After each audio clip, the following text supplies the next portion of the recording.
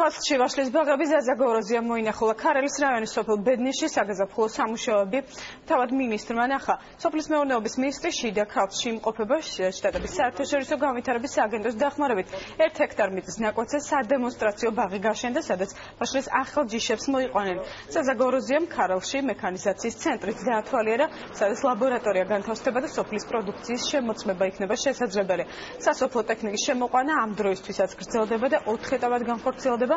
სულ საქართველოში 600 ერთეული სხვადასხვა სახეობის ტრაქტორი და 1200 მისაბნელი შემოვა და განაწილდება.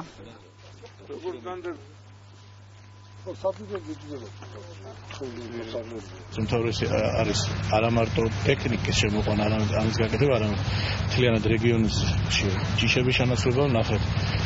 ვაშლის ჯიშები თუ როგორია, აქ იქნება ყველა ჯიშები წარმოდგენილი, ჩვენ გვინდა სანერგეები აუცილებლად იმისათვის, რომ უახლოეს პერიოდში 3-ჯერ 4-ჯერ უფრო გაიზარდოს თითოეულ ჰექტარზე მოსავლიანობა, რომელიც უფრო მეტ მოსავალს მოგცემს თითოეულ ოჯახში, უფრო მეტი შემოსავლიანი იქნება და უფრო მეტი იქნება ქართული პროდუქცია წარმოდგენილი ქართულ ბაზარზე.